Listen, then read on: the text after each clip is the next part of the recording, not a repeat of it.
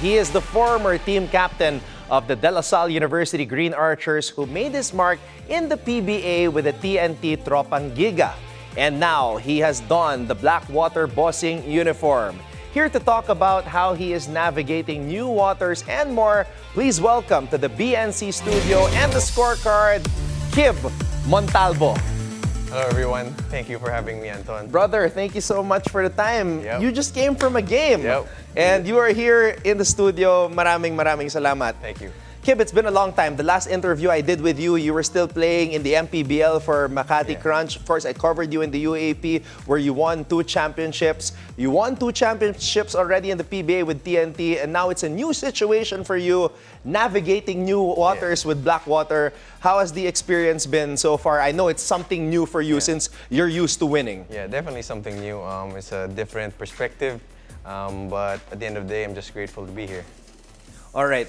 Kib, let's talk about the 2 championships that you had with TNT. Kasi yun ang pangarap ng kahit sino naman. Yeah. Any basketball player who makes it to the PBA, the next step is to win a championship. And you won 2 with TNT. And they won a championship recently. So for you, what was key for those 2 championships in the PBA? I think the key is being one as a team and just gotta put all the check marks, especially on defense. We didn't talk about effort. Effort was always there, and everybody was willing to win. You talked about defense, and that is that has been your calling card ever since. You've always been a very active and pesky defender, even during your days with DLSU, playing for Coach Juno Sauler and Coach Aldin Ayo. How has your game evolved through the years? Because I would watch your game sometimes and I see that you've developed a very decent outside shot already. Interesting fact. I actually was a scorer when I was in high school. But then when it came to La Salle as a rookie, actually Coach Juno introduced me to what role player means. Yeah. So from there, I tried to become a defender. And when Coach Aldin came, he parang dun na lumabas yung pag-defensive pest ko. Yeah, kilala naman natin si Coach Aldin Ayo, mayhem. Talagang it was another level of 40 minutes of hell, especially at the collegiate level para kay Coach Aldin Ayo. Now it's a different situation for you in Blackwater. I was looking at your lineup at nagulat ako kasi sabi ko, grabe, si Kib, I can still remember before when I first covered you, you were so young. Now you're in the middle in terms of the age, a lot of young guys on the squad like RK Ilagan, of course Cedric Bearfield came in. Talk about the group that you have with Blackwater. We actually have a very talented group. It's just how we, what do you call this, like become one again, like what I said, in ways na para maging champion or just get wins. Yeah. We gotta be one and we gotta play defense, that's all. All right, Kib, now you're a professional playing in the PBA, but I know you have other ventures as well. Yeah. Could you tell us a little bit about that? Yeah, I'm actually president of Genesis Boats Philippines. We manufacture boats made out of LLDPE, and we're looking to partner with the government. And if you you can contact us at Facebook via Genesis Boats Philippines. Genesis Boats. Yeah, Genesis and Boats. You're the president at 28 years old. With the help of my cousin. Yeah, this is the guy that you should emulate if there are any young ones out there. You know, presidente at 28 years old. So, what did you take up in La Salle? Business management. Business management. So it's very in line with that. Yeah. Okay. So was this something? Yeah, you were gonna say something. Because basketball's not forever. Yeah, I'm trying to get ready for the future. Yeah. And I don't know when, kung kailan ako mag-retire, but I gotta be prepared for that. So, exploring business ventures while being a pro athlete. Yeah, we're seeing some of your pictures here. Is this one of your boats? No, I wish. Yeah, I thought you were standing on one of your boats. That's in Korea. It's a military boat. I see. Okay. So ayan, this is the Kib Montalbo campus heartthrob vibe that we're seeing right here. All right, Kib, now that you're in the PBA, we do this a lot on the show. I usually give a top 5 rankings. So I'm gonna give one right now. We're gonna take advantage of this situation right here, wherein we have Kib Montalbo here on the scorecard, and he can give us his thoughts. Kasi nakakalaban ni Kib itong mga to eh. So I think he's the best guy to start us off with our top 5 here in the PBA. I can only give 5 players, okay, Kib? I know maraming magaling sa PBA. The best players in the country play here in this league, but I can only give my top 5. You guys can give yours as well. Hit me up. Hit Kib up and let us know your thoughts. I really wanted to put him at number 5, no. but I cannot put him in based on the record. Your former teammate with LaSalle, Robert Bolick, leading the league in assists right now. Before we start with the top 5, did you imagine na one day magiging ganto kagaling si Berto? Yeah, ever since when we were rookies in LaSalle, he was already talented, really skilled, and actually expected him to be the superstar of LaSalle before. And then, of course, the rest is history.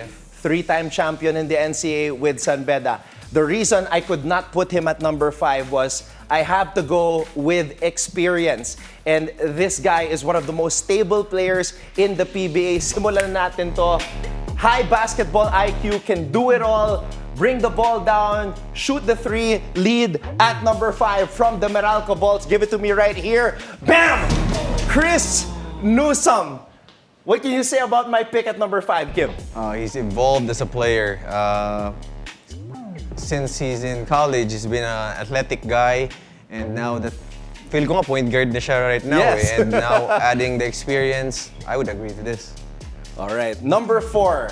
Eto, para sa akin, one of the most improved players in the PBA, especially recently. He already won 2 championships with Barangay Ginebra, but right now, he is leading the PBA in scoring, averaging more than 25 points per game. Give it to me right here at number 4, Mr. Arvin Tolentino. Ano masasabi mo sa development nitong batang to? He's actually my batchmate sa draft class namin, and I think he's the best player out there in our draft class, and he's a versatile wing, super scorer. What do you think is the reason why he turned the corner and then finally he became the player that he is today? He used to be a big man, di ba? Yeah, San Beda dati. Now that he's in the PBA, he became a wing. So having a skilled wing, tall, it's a perfect combination to become a great player. And right now, the reason why he's here for me in the top 5 is because his team is leading the PBA right now with a 7-2 win-loss record. Puntahan naman natin at number 3. Now, this guy you know very well because you won a championship together in the PBA. There was one game last December 11, naka 42 points siya. Grabe, Ronde Hollis Jefferson had 41 in that game. First local and import talent to score 40 points each. The first one before was in 1991.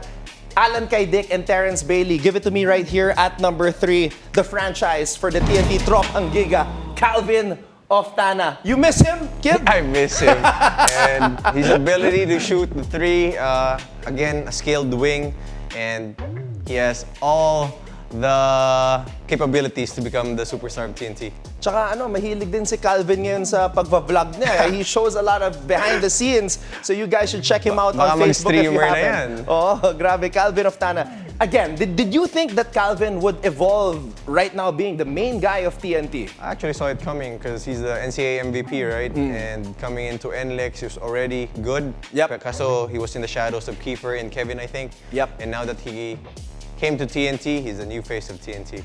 So we have 2-time champion right here, 2-time champion right here, newly minted champion right here, 2-time champion right here, this guy right here at number 2.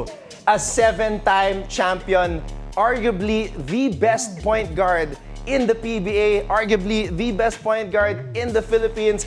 Let us know. I'm gonna get Kib's thoughts in a bit.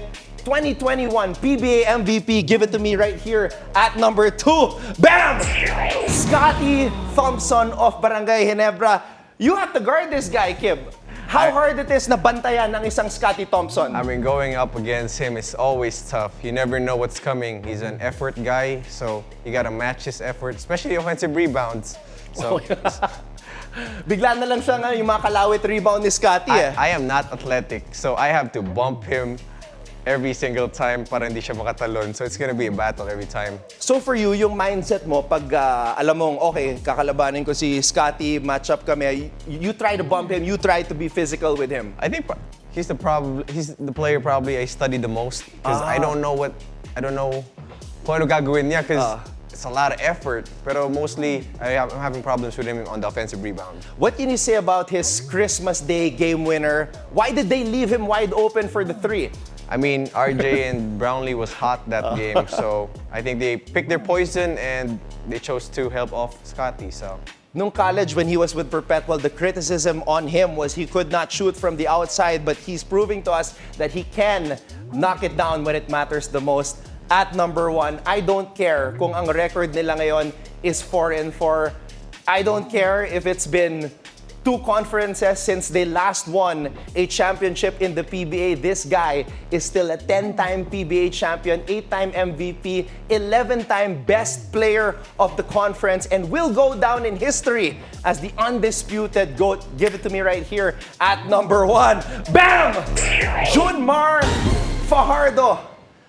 Kib, how hard is it to game plan against a guy like Junmar Fajardo, 35 years old, still doing it big in the PBA? Hands down, the greatest of all time.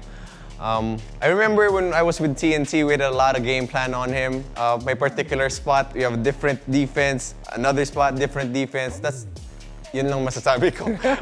The whole game plan is based off him. Ngayon, Kib, 35 years old na si Abay. Tingin mo, how many years pa siya maglalaro sa PBA? You think he can play until he's 40? I mean, he's that big. You can't teach height. So as long as no one can stop him there, he can play. Si Asi nga, 40 plus na, di ba? Oh, yeah. I think he can play 45. Kaya yan. Okay, Kib, do you agree with my list? Because this is my list as of January 15, 2025. Ikaw, naglalaro ka sa PBA, nakakalaban mo itong mga to. Are there any players na feeling mo deserve rin na makapasok sa top 5 in the PBA? Well, I think Kuya Mark can be there. Kuya Mark Baroka. Baroka. I've always struggled against him. Just his ability to score, use the pick and roll, and play defense. I think he deserves. I think here, well, I can't deny Chris is good also, but I think we can talk about it. So you would bargain to have Mark Baroka in the top 5 even right now, ha? Right now, I think Chris is there. Okay. So, I would agree to you. You agree that these guys are top 5. Sino pa yung mga nakikita mong, if we're gonna put it in the top 10, Berto for sure. He's Berto top 10 in the there. league right now. Yeah. But if you want to base it off standings also, it's a different story. Yes. So, in order for you to be great, your standings has to be great. So, I would agree to you here. But if Mikey Williams come back, it's a different story. Your teammate with TNT before playing with SGA. I think that's the best player that I saw and best player that I defended in practice, so he has to be there. All right, brother, it's great to see you again. Is there anybody that you want to shout out who might be watching right now? Now is the time to do so. I want to give a shout out to my family who's watching, my parents, probably my sister's watching, my brother, and also my girlfriend's watching. So, hi. There you go. From Kib Montalbo himself, brother. Thank you, bro. Maraming salamat sa oras. Thank All you. the best in your career. Thank Proud you, of you, brother. man. I appreciate it. Kib Montalbo here on the scorecard.